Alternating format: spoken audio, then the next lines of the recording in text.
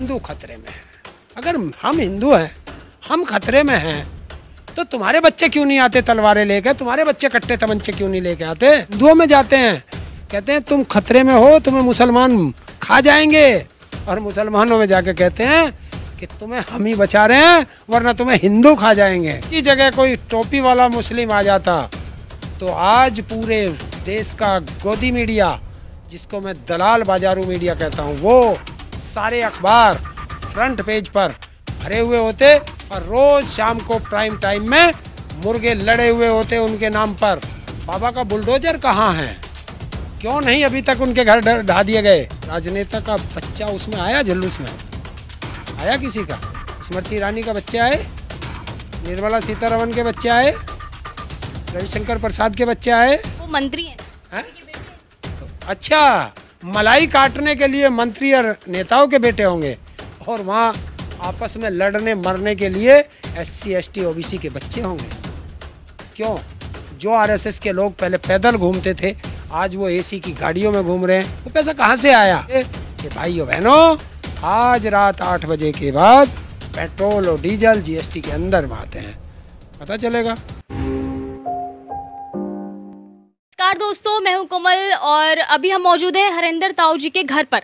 और जैसे कि हरिंदर ताऊ लगातार किसान आंदोलन में मुखर रूप से जो है आवाज़ उठाते रहे हैं किसानों के लिए, उसी को लेके हमारे साथ हरिंदर ताऊ जी हैं। हम इनसे बात करते हैं कि जब हम अनपढ़ आदमी को गद्दी पे बैठाएंगे तो उसका खामियाजा जनता को भुगतना पड़ता है।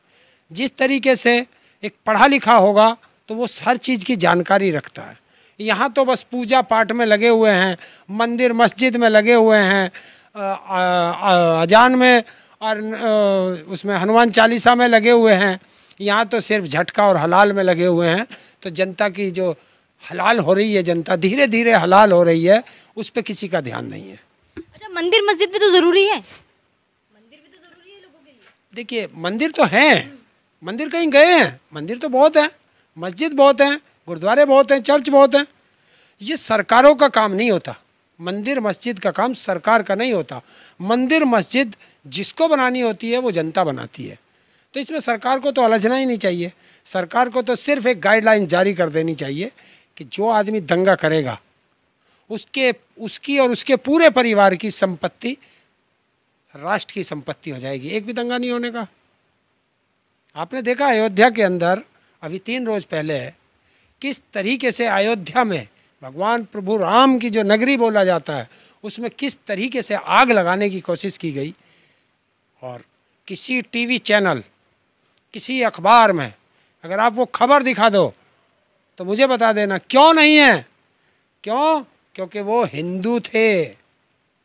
अगर उनकी जगह कोई टोपी वाला मुस्लिम आ जाता तो आज पूरे देश का गोदी मीडिया, जिसको मैं दलाल बाजारू मीडिया कहता हूँ, वो सारे अखबार फ्रंट पेज पर भरे हुए होते और रोज शाम को प्राइम टाइम में मुर्गे लड़े हुए होते उनके नाम पर। और लेकिन आज नहीं है। क्यों? बाबा का बुलडोजर कहाँ है? क्यों नहीं अभी तक उनके घर ढा दिए गए?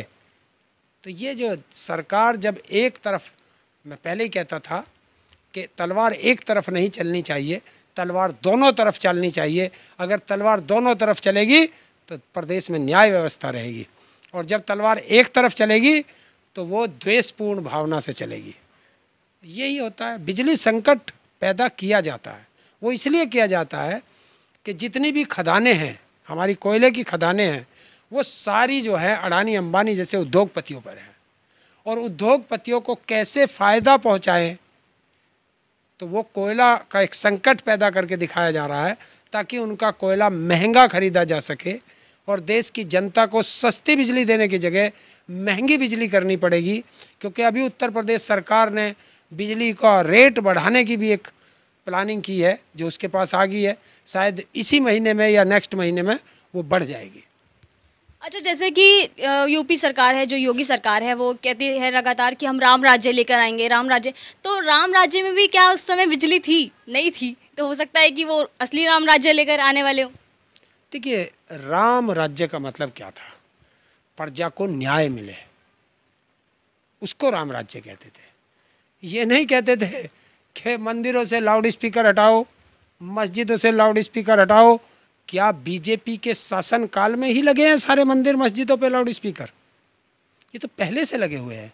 वो मंदिर हो, मस्जिद हो, गुरुद्वारा हो, जहाँ जहाँ भी लाउड स्पीकर लगे हैं वो सब पहले से लगे हुए हैं।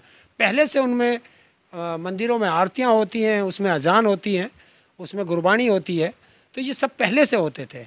लेकिन जनता का ध्यान असल मुद्दों से भटकाना कि ये जनता रोजगार ना मांग ले, शिक्षा ना मांग ले, ये महंगाई पे सड़कों पे ना आ जाए, तो इनको जो है धर्म में उलझा दो और वो उलझा रखे।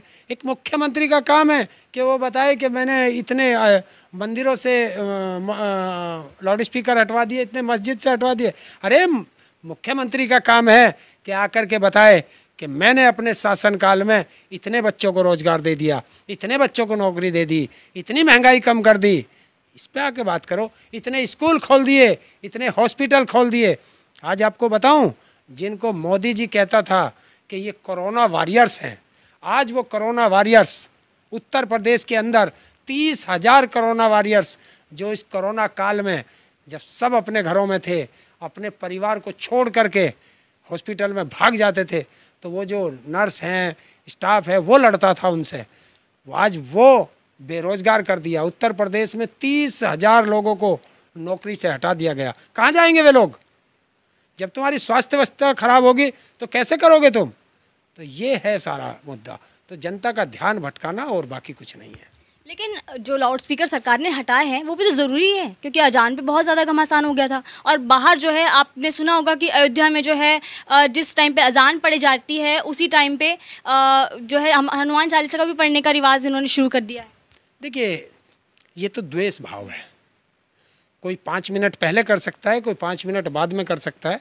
कोई समय फिक्स नहीं है कि भगवान तभी मिलेंगे या अल्लाह तभी मिलेंगे। ये तो होते हैं। और ये 2014 से पहले नहीं था, पहले भी तो था। ये इतना कंट्रोवर्सी हुई क्यों? आपने ये देखा? आपने एक चीज़ देखा कि अभी रामनवमी पे कितने जुलूस निकले देश के अंदर, और हनुमान जयंती पे बहुत जुलूस निकले। तो क्या किसी राजनेता का बच्चा उसमें आया जुलूस में? आया किसी का? स्मृति ईरानी का बच्चे आए, निर्मला सीतारमण के बच्चे आए, रविशंकर प्रसाद के बच्चे आए, या हमारे गृह मंत्री अमित शाह का लड़का आया, राजनाथ जी के लड़के आए? किसी के बच्चे आए? वे क्यों नहीं आते जुलूस में? वो मंत्री है ना, मंत्री के बेटे हैं। तो अच्छा, मलाई काटने के लिए मंत्री और नेताओं के बेटे होंगे, और वहाँ आपस में लड़ने मरने के लिए SC ST OBC के बच्चे होंगे? क्यों? यही तो मैं समझना चाहते हैं। अगर जिस दिन देश की जनता ये समझ गई, इन नेताओं को दौड़ा दौड़ा के भगाएगी कुर्सी से। तो सरकार ने जो फ्री बिजली का वादा किया था, क्या लगता है ये भी एक जुमला है? देखिए, जब लागू नहीं हुआ तो जुमला ही है। किसी दिन कह देगा कोई मंत्री आकर के बैठ के कि ये तो चुनावी जुमला था। हमने पहले ही कहा था कि जो बीजेपी कहती है वो करती नहीं, ये पहले से उनका नियम है। आप देख लो, मोदी ने जो कहा वो किया तो नहीं, वो योगी जी कर रहे हैं कि जो कहेंगे वो करेंगे नहीं। किसानों की बिजली के लिए कहा था, हुआ नहीं हुआ। 100 स्मार्ट सिटी बनने का हर साल का वादा था, हुआ। हर गांव को एक सांसद हर साल गोद लेगा, क्या हुआ? आज बता दे, मोदी बता दे अपने गांव को क्या किया उन्होंने। तो ये नहीं है, ये करते नहीं हैं, इनको करना नहीं है। देश का पैसा बर्बाद करना है। हाँ, एक चीज़ करेंगे, पूरे भारत के अंदर RSS के हर ज़िले में हेडक्वार्टर ऑफिस बनने लग रहे हैं। जो RSS के लोग पहले पैदल घूमते थे, आज वो AC की गाड़ियों में घूम रहे हैं। वो पैसा कहाँ से आया? एक उद्योगपति का एक दिन में 3 लाख करोड़ रुपया बढ़ता है, तो वो कैसे बढ़ता है? वो फार्मूला देश की जनता को बता दें तो देश की जनता भी थोड़ा उभर सकती है, लेकिन है नहीं ना। देश को लूट करके बढ़ता है वो। अडानी जो है दुनिया में 5वें नंबर पे सबसे अमीर आदमी बन गए। 2016 में लगभग 26,000 करोड़ की संपत्ति थी अडानी जी की, और आज 26 तारीख को 126 लाख करोड़ की संपत्ति है उनकी। तो किसके राज में बढ़ी? मोदी जी के। तो कैसे बढ़ी? आज देश का कोई एयरपोर्ट ऐसा है जो अडानी के नाम ना हो? कोई बंदरगाह ऐसा है जो अडानी के नाम ना हो, कोई कोयले की खदान ऐसी है जो अडानी के नाम ना हो। तो ये सब चीज़ जब आप दे दोगे, देश की संपत्ति बेच दोगे उन्हें, क्योंकि देश की संपत्ति कैसे बेच सकते हो? पहले उस देश की संपत्ति को घाटे में लाओ। तो पहले उसे घाटे में लाया जाता है और फिर उसे औने पौने दाम में अपने दोस्तों को बेच दिया जाता है। जिस तरीके से एक मध्य प्रदेश में एक कंपनी है सोया के नाम से, उस कंपनी पर 14,000 करोड़ रुपए का कर्जा था बैंकों का, वो दिवालिया हो गई। उसको अडानी जी खरीदना चाहते थे, लेकिन उसे रामदेव जी भी खरीदना चाहते थे। तो अडानी जी वहाँ गए तो दिल्ली से फ़ोन गया कि अडानी जी आप हट जाओ, रामदेव जी लेंगे इसे। बोले लो मैं हट जाता हूँ, ये ले लेगा। रामदेव जी पहुँचे, बोली लगाई, वो 4200 करोड़ में 14,000 करोड़ की कंपनी 4,200 करोड़ में रामदेव जी को दे दी। रामदेव जी से कहा पैसा जमा करिए। बोला मैं पैसा जमा करता हूँ, बैंक लोन देंगे। डिफ़ाल्टर जिस बैंकों का पैसा उन पे मरा हुआ था, वही बैंक फिर उसे लोन दे रहे हैं। जब बैंकों ने मना कर दिया तो दिल्ली से एक फ़ोन फिर जाता है बैंकों पे, और भारत के सरकारी बैंक 1200 करोड़ स्टेट बैंक ने, पीएनबी ने, अन्य बैंकों ने, किसी ने 300 करोड़, किसी ने 400 करोड़, 3200 करोड़ रुपया दे दिया लोन, हो गई उसकी कंपनी। तो ये पैसा तो ऐसे मरता है, कोई ना देश का प्रधानमंत्री बता सकता है, ना देश की वित्त मंत्री बता सकती है, ना आरबीआई का गवर्नर बता सकता है कि 14,000 में से 14,000 करोड़ में से 4200 का निकाल दीजिए, बाकी का पैसा कौन जमा करेगा? वो किसका पैसा था? इनके बाप का पैसा था, देश की जनता का पैसा था, वो मर गया। अब एनपीए कर देंगे उसको। ऐसे होता है एनपीए। और एक किसान 32 पैसे, 32 या 35 पैसे बकाया था, उसे नोटिस नहीं दिया बैंक ने। आज हाई कोर्ट ने उसको कल आदेश किया है, तब उसे नोटिस दिया। तो 35 पैसे के लिए किसानों को उसमें दौड़ना पड़ता है, और 90,000 करोड़ एक मिनट में माफ़ कर दिया जाता है यारों दोस्तों का। ये देश का बर्बाद करना है। जैसे कि पूरे देश में है बिजली संकट, एक तरफ है लोगों को परेशानी हो रही है बहुत ज़्यादा, और दूसरी तरफ जो है महंगाई की मार भी लोग झेल रहे हैं। पेट्रोल डीजल के बढ़ते दामों के मार जो है वो झेल रहे हैं लोग। तो ऐसे में प्रधानमंत्री मोदी पेट्रोल डीजल के दाम कम करने की बजाय वो ये कहते हैं कि राज्य सरकारें उससे मुनाफा कमा रही हैं। इस पर आप क्या कहेंगे? देखिए, पहले पेट्रोल पे ले लीजिए। 2013 में जब मोदी जी चीफ मिनिस्टर थे उसके गुजरात के, तब ये कहते थे कि पेट्रोल डीजल की महंगाई को कम करना प्रधानमंत्री का काम है। और आज जब स्वयं उस कुर्सी पे प्रधानमंत्री की पे बैठे हैं, तो आज कहते हैं कि ये राज्यों का काम है। तो मोदी जी, कौन सी बात आपकी सही थी, देश की जनता को बता दें। और क्यों कह रहे हैं आप राज्यों को? क्या जब नोटबंदी की थी देश की किसी व्यक्ति से पूछा था आपने? तब रात को 12 बजे जीएसटी लागू की थी, तब किसी से पूछा था? तो आज आइए, आज ही रात को 12 बजे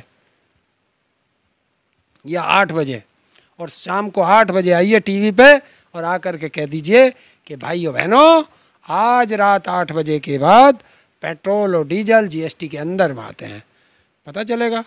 लेकिन वो एक तर्क और देंगे कि कुछ राज्य इससे सहमत नहीं हैं। मैं उनकी बात को अभी पहले ही बता रहा हूँ। तो जो राज्य सहमत नहीं है, वो जनता को पता चल जाएगा कि कौन कौन सा राज्य सहमत नहीं है। पहले से क्यों करते हो आप? कर दीजिए, पता चलेगा जनता को कि मेरे प्रदेश का, अगर उत्तर प्रदेश का होगा तो मुझे भी पता चलेगा कि मेरा मुख्यमंत्री नालायक है, वो हमें सस्ती चीज़ नहीं लेने दे रहा। तो जिस जिस प्रदेश का होगा वहाँ की जनता को पता चलेगा। आएगा चुनाव, जनता लात मारेगी उनको। लेकिन ये एक बात तो साफ है ना कि राज्य भी टैक्स जो मुनाफा कमा ही रही है। देखिए, मुनाफा हमें तो पता चल नहीं रहा, सारे देश मुनाफा कमा रहा है। केंद्र सरकार भी मुनाफा कमा रही है, राज्य सरकार भी मुनाफा कमा रही है, राज्य सरकारें भी घाटे में जा रही हैं, केंद्र सरकार भी घाटे में जा रही है। तो पैसा जा कहाँ रहा है, यही तो देश जानना चाहता है। ये पैसा जा कहाँ रहा है? ये पैसा जा रहा है उद्योगपतियों का कर्ज माफ़ करने में जा रहा है। ये पैसा जा रहा है जो चुनाव में, ये जो चुनाव में आपको धड़ाधड़ बांट रहे हैं पैसा, ये जो कई कई हजार करोड़ की रैलियां हो रही हैं, ये पैसा कहाँ से आ रहा? क्यों नहीं बताते ये लोग? तो ये वहाँ जा रहा है। दूसरी चीज़ आपने बिजली संकट पर क्या, परसों एक उन्हें मित्र भी कह सकते हैं क्योंकि वो आंदोलन में बढ़ चढ़ कर रहे हैं, एक बड़े चैनल के पत्रकार हैं, किसी का नाम लेना अच्छा नहीं होता, वो समझ जाएंगे अगर उन तक ये बाइट पहुंचेगी। वो पत्रकार ने कहा कि बिजली के बिना कोई मर नहीं सकता, एक बल्ब और एक पंखा जला लें तो काम चल सकता है राष्ट्र हित में। बहुत अच्छी बात लगी। तो मैं तो राष्ट्र हित में रहता ही हूँ, आप देख रहे होंगे। मैंने उनको लिखा था क्या राष्ट्र हित, आप जब दिन 24 घंटे में 20 घंटे 10 घंटे 12 घंटे आप सड़कों पे रहते हैं, पत्रकार को मैंने लिखा, तो फिर आपको बिजली की क्या ज़रूरत है? आप एसी का त्याग कर दीजिए राष्ट्र हित में। अगर देश के अंदर से, क्योंकि जो भी कानून लागू होते हैं, जो सरकार एक आदेश जारी करती है, वो गरीबों के लिए करती है। हमारे देश में इतना भी संकट नहीं है, इतना भी बिजली का, बशर्ते इस बिजली फालतू बच जाएगी। पूरे हिंदुस्तान के आज एसी बंद करा दीजिए ऑटोमेटिक। जाके देखो ना नेताओं के घरों में, ब्यूरोक्रेट के घरों में एसी चल रहे हैं, कमरे में कोई नहीं है, एसी चल रहा है। क्यों? पता नहीं साहब कब इस कमरे में आ जाए तो गर्मी ना लग जाए। एसी चल रहे हैं तो वो एसी खा रहे हैं बिजली। ये पंखा या ये बल्ब कितनी बिजली खाएगा? तो ये संकट पैदा किया गया है, जानबूझ के किया गया है कि आपका ध्यान उन मुद्दों से हटे जिन मुद्दों पे आप लड़ना चाहते हैं। महंगाई पे, बेरोजगारी पे, शिक्षा पे, स्वास्थ्य पे, इन पे लड़ना चाहते हैं, लेकिन इनसे ध्यान भटकाओ और कभी बिजली संकट और कभी अजान संकट और कभी लाउड स्पीकर संकट इन पे डाल दो। लेकिन जो बार बार सांप्रदायिक दंगे हो रहे हैं कि जो हिंदू संगठन के लोग हैं वो हाथों में तलवार लेकर आ जाते हैं, लेकिन नाम आता है सिर्फ एक समुदाय को टारगेट किया जाता है, बार बार उनके घरों पे बुलडोज़र चलाया जाता है, इस पर क्या कहेंगे? देखिए, ये द्वेष भाव में होता है, ये खूब कर लें, ये हिंदुस्तान से उन्हें ख़त्म नहीं कर सकते। इस हिंदुस्तान से ना हिंदू ख़त्म होगा, ना मुसलमान ख़त्म होगा, ना सिख ख़त्म होगा, ना ईसाई ख़त्म होगा। ये नफ़रत फैलाते हैं और उन नफ़रत में एक कम्युनिटी है वो उसमें आ जाती है जद में, और ये हम लोगों को एक सिर्फ यही दिखाते हैं कि हिंदू खतरे में है। अगर हम हिंदू हैं, हम खतरे में हैं, तो तुम्हारे बच्चे क्यों नहीं आते तलवारें लेकर? तुम्हारे बच्चे कट्टे तमंचे क्यों नहीं लेके आते? हमारे ही क्यों जाते हैं? तो हमारे बच्चे रोजगार ना मांग लें, और या जैसे ही हमारे बच्चे नाजायज़ हथियार लेके सड़कों पर निकलेंगे तो फिर उनके खिलाफ मुकदमे दर्ज होंगे, और जब उनके खिलाफ मुकदमे दर्ज हो जाएंगे तो वो सरकारी नौकरी से हमेशा के लिए वंचित हो जाएंगे। तो सरकारी नौकरी ना देनी पड़े, इनको इसमें इल्जा दो। ये सारा खेल है। लेकिन मैं तो कहता हूँ, मुस्लिमों से भी कहता हूँ और हिंदुओं से भी कहता हूँ कि मुस्लिमों, अगर तुम्हारे मोहल्ले से हिंदू गुजरें, तुम्हें गालियाँ देने दो, उनके ऊपर फूल बरसा दो, नफ़रत हार जाएगी, प्यार जीत जाएगा। और अगर हिंदुओं के मोहल्ले से मुस्लिम निकलते हैं, मुस्लिम गाली देते हैं, देने दो, मुस्लिमों के ऊपर फूल बरसा दो, नफ़रत हार जाएगी, मोहब्बत जीत जाएगी और वो भाईचारा बना रहेगा। नेता हार जाएंगे। अगर आप लोगों ने, देश की जनता ने ये काम शुरू कर दिया तो ये नेता रात को ही मर जाएंगे, क्योंकि इनकी रोटियां सिकनी बंद हो जाएंगी, इनकी कुर्सी खतरे में आ जाएगी। अगर हिंदू और मुसलमान का जो प्यार पहले से चला हुआ आ रहा था, वो प्यार ना रह जाए, ये एक ना हो जाए हिंदू मुस्लिम सिख ईसाई, इसलिए ये तोड़ते हैं, क्योंकि ये अंग्रेज़ों की नीति पे चलते हैं, फूट डालो राज करो, इसलिए ये नफ़रत डालते हैं कि नफ़रत डालो, इनको हिंदुओं से डराओ। ये हिंदुओं में जाते हैं, कहते हैं तुम खतरे में हो, तुम्हें मुसलमान खा जाएंगे, और मुसलमानों में जाके कहते हैं कि तुम्हें हम ही बचा रहे हैं वरना तुम्हें हिंदू खा जाएंगे। तो ये दोनों को लड़ाते हैं, ये काम करते हैं, ये नेताओं का काम है।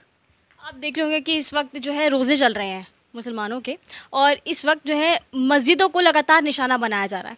अयोध्या का मामला भी हुआ, उसमें जो है जो लोग टोपी पहन कर आए थे और मस्जिदों में मांस के टुकड़े फेंके थे। इस पर क्या कहेंगे कि इस तरह की जो राजनीति हो रही है, लगातार जो है अयोध्या में साजिश, सांप्रदायिक दंगे भड़काने की साजिश हो रही है, जैसे दिल्ली में हुआ या मध्य प्रदेश में हुआ, उसके बाद जो है जो दूसरे धर्म के लोग हैं, जो सांप्रदायिक दंगे इस तरह के जो फैल रहे हैं, जैसे मुस्लिम हुए, तो उनको टारगेट किया जा रहा है। तो इसमें भी जो अयोध्या की जो साजिश है, इसको लेकर आप क्या कहेंगे? देखिए, ये एक बहुत बड़ी साजिश थी। सबसे पहले तो वहाँ की पुलिस प्रशासन को और वहाँ के मुस्लिम समाज को मैं धन्यवाद देता हूँ कि मुस्लिम समाज ने भी धैर्य से काम लिया और पुलिस ने तत्परता दिखा करके उनको पकड़ा। लेकिन सरकार बताए योगी बाबा कि वो अभी तक 3-4 रोज हो गए, बुलडोजर क्यों नहीं चला?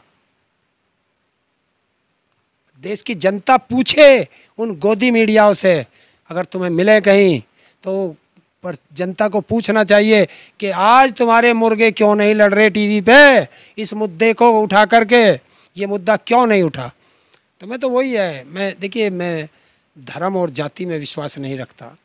मेरे तो सभी दोस्त हैं, देश में जो मुझे मिलता है वो दोस्त है, मुझसे प्यार करते हैं, वो मेरे से प्यार करते हैं, मैं उनसे प्यार करता हूँ। मैं ये नहीं देखता कि सामने राम खड़ा है या रहीम खड़ा है, क्योंकि हमारे तो मूर्ख लोग हैं, इनको ये पता नहीं कि हम सुबह उठ के अखबार में राशि देखते हैं कि आज मेरी राशि में क्या है। इनको ये पता नहीं कि अपनी तो राशि देख रहे हो और जिसके नाम पर लड़ रहे हो, अरे राम और रहीम दोनों की राशि एक है, तो वो कैसे लड़ सकते हैं, वो कैसे लड़ा सकते हैं? तो वो प्यार बांटते थे। आज हमारे नेता हमारे लोगों में धर्म की अफीम चटा करके नफ़रत फैला रहे हैं और ये नफ़रत की आग हमारे देश को जला करके राख कर देगी। तो मैं तो देश की जनता से यही कहता हूँ कि हमारे बड़े बुज़ुर्ग जब देश की आज़ादी दिला करके गए थे तो वो कह कर के गए थे, कर चले हम फिदा जाने तन साथियों, अब तुम्हारे हवाले वतन साथियों। तो इस वतन को संभालो, संजो के रखो, क्योंकि आज हमारे बीच दोबारा से ना कोई भगत सिंह पैदा होगा, ना राजगुरु होगा, ना सुखदेव होगा, ना चंद्रशेखर आज़ाद होगा, ना अशफाक उल्लाह खां होगा, ना सुभाष चंद्र बोस होंगे, ना फिर दोबारा से कोई गांधी आएगा। तो यहाँ तो हमें ही रहना है। जब रहना हमें है और हमारे बच्चों के साथ रहना है, क्योंकि एक सबसे बड़ी बात होती है, देखिए हमारे पास में जो अगर हमारे ऊपर कोई आपदा आती है तो यहाँ सबसे पहले हमें बचाने कौन आएगा? मेरा पड़ोसी है। और मेरा मान लीजिए मेरा पड़ोसी है मुस्लिम, तो हम तो हिंदू मुस्लिम में ऐसे लड़े बैठे हैं, तो फिर मुझे कौन बचाएगा? कोई नहीं आने का। ये जो धर्म के ठेकेदार बैठे हैं ना दिल्ली में, लखनऊ में नेता, ये कभी बचाने नहीं आते। ये आग लगा के और जब हमारा सब जल जाता है बाद में आते हैं देखने कुछ बचा है या सब गया। तो जब भी किसी के काम आता है, पड़ोसी काम आता है, तो मैं तो कहता हूँ कि अगर मेरे मोहल्ले में कोई मुस्लिम है और उन पे कोई आँच आती है तो सब हिंदुओं को अपनी छाती अड़ा देनी चाहिए उन्हें बचाने के लिए। और जिस मोहल्ले में मुस्लिम हैं वहाँ कम हिंदू हैं, अगर उनके ऊपर कहीं आँच आती है तो वहाँ मुस्लिमों को अपनी छाती अड़ा देनी चाहिए उन्हें बचाने के लिए, फिर कहीं दंगा नहीं होगा। ये तो आपने बहुत अच्छी बात कही है ताऊ जी, लेकिन एक जो अयोध्या वाला जो मामला है, इसमें जितने भी लोग हैं टोपी पहन के, वो या तो श्रीवास्तव थे, पांडे थे, इस तरह के लोग थे, और इन पर कार्रवाई तो हुई। लेकिन क्या लगता है इस तरह की जो मानसिकता है, इस तरह के लोग जो दूसरे संप्रदाय को भड़काने की कोशिश कर रहे हैं, एक तरफ तो वो पांडे हैं या श्रीवास्तव हैं, इस तरह के जो लोग हैं, ये क्या लगता है आपको किस तरह से? देखिए, ये सरकारों का काम है, जांच एजेंसियों का काम है कि उनका बैकग्राउंड खंगालें, उनकी कॉल डिटेल निकालें कि उनके किस किस से संबंध है, किस किस ने उन्हें डायरेक्शन दिए, इनका गॉडफादर कौन है। अगर सरकार इस तह में पहुंच जाए तो ये झगड़े नहीं होंगे। ये कब संगठन बने, ये बन कैसे गए, ये कैसे इस तरह की दंगे कर रहे हैं। अगर इनको सख्त से सख्त सज़ा दे दी जाए तो फिर दूसरा सर नहीं उठाएगा। लेकिन जब मुझे पता है कि पुलिस वाले के चांटा में मारूंगा और मेरा गॉडफादर लखनऊ में बैठा है, वो एसएसपी को फ़ोन कर देगा, तो फिर मैं आज दरोगा के मारा है, कल सीओ के मारूंगा, परसों एसपी के मारूंगा। क्यों? कि मुझे पता है मेरा गॉडफादर बचा लेगा।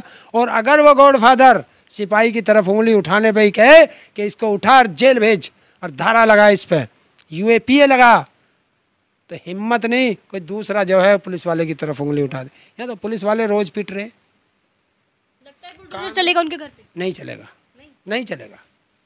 अगर चलना था तो कल ही चलता, आज चलता, क्यों नहीं चल पा रहा? क्यों कि कोई मिश्रा जी है, कोई पांडे जी है, कोई प्रजापति है, तो कैसे चलेगा? यही तो दोहरी राजनीति करते हैं हमारे देश के नेता। और यही मैं कह रहा हूँ कि तलवार एक तरफ नहीं, दोनों तरफ चलनी चाहिए। वो हिंदू मुस्लिम नहीं, जो भी दंगा करे उस पर चलनी चाहिए। उन अधिकारियों पे चलनी चाहिए जिसके नाम पे ये अतिक्रमण बता के उसको दुकानें तोड़ रहे हैं, किसी का घर तोड़ रहे हैं, तो वो अधिकारी जो माल खा के गए हैं यहाँ से, उनके घर पे क्यों नहीं चलता? उन पे भी चलाओ।